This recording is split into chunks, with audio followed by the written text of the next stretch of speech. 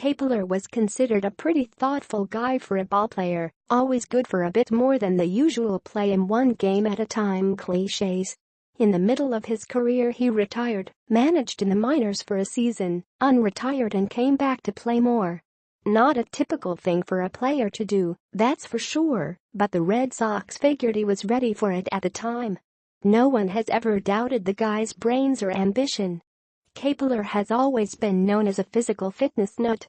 After his playing career ended, he worked in media and started his own personal fitness lifestyle blog.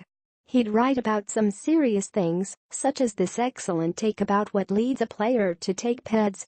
Sometimes he'd write somewhat frivolous things, most famously about how nude sunbathing is great for you because one's testicles are great absorbers of vitamin D. He tended to take a tongue-in-cheek approach to that kind of stuff, though, winking at the reader a bit. He was having fun with it. It wasn't all just nude sunbathing, of course. Kapler worked as a broadcaster and then spent several years as the Dodgers' director of player development. The farm system has certainly produced great talent on his watch.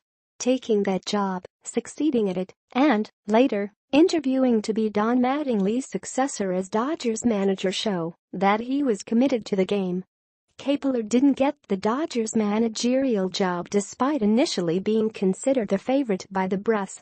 This was partially because Dave Roberts proved to be a much stronger candidate than some expected, and, in hindsight, the right choice. It has likewise since been suggested that, even if he was a favorite of the brass, Kapler wasn't uniformly loved by Dodgers players, and that he could be polarizing. It was also reported earlier this year that his one-time employee, Nick Francona, filed a complaint alleging that Kapler pushed him out after Francona, a military veteran, reached out to a veteran aid agency, which Kapler allegedly took as a sign of Francona's unfitness for his job. The allegations, if accurate, reflect poorly on Kapler to say the least. Which brings us to Kapler's hiring by the Phillies. When his hiring was announced the other day, there was an initial burst of negativity directed at him from certain corners of the Phillies fan base and certain members of the Philly media.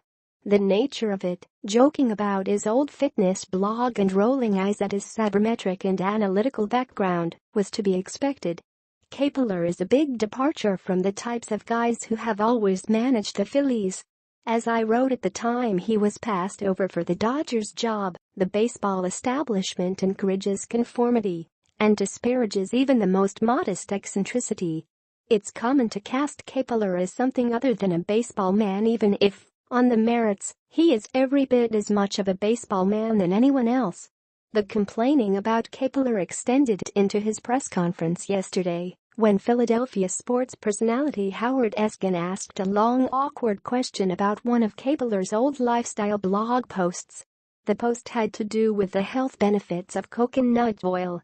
At the time he wrote that Kapler, quite clearly adding some of that tongue-in-cheek flavor, talked about, in addition to everything else, coconut oil was a great sexual lubricant. It's pretty clear that Eskin asked that question in order to paint Kapler as a wacko before he made his first decision as the Phillies manager. Eskin is long removed from being a journalist people take seriously, but a lot of people will laugh and nod along with him, and others who want to make fun of the weird, smart kid. After yesterday's press conference, Jon Heyman wrote a column about Kapler. Some of it was very good, as Heyman went into greater detail about Kapler's time with the Dodgers, the mixed reception he received from the players, the Nick Francona allegations and Kapler's reputation for being polarizing. A lot of it, however, was bad, with Heyman diving back into the old lifestyle blog business and generally painting Kapler as an eccentric in the way that baseball men aren't supposed to be eccentric. Some of it was downright unfair.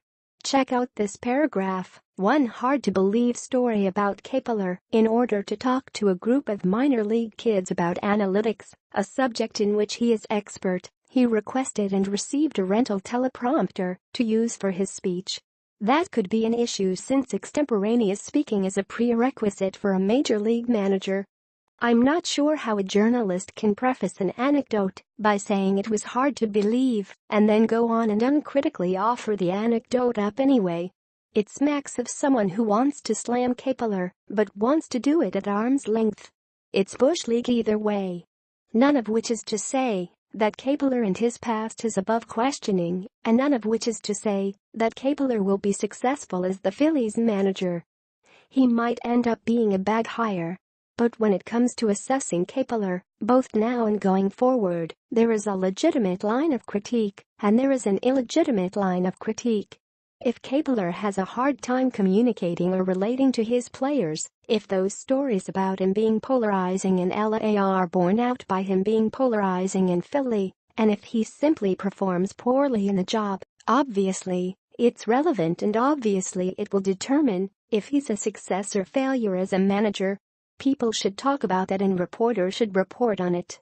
If, on the other hand, Kapler is derided merely because of things he wrote 3 years ago, or because he's benignly eccentric or different and doesn't fit into some stereotypical manager mold everyone is used to, it's irrelevant and unfair.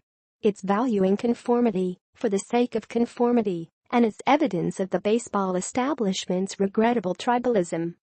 Going forward, listen to what people are complaining about when they complain about Gabe Kapler. It will tell you whether or not that person is worth listening to in the first place.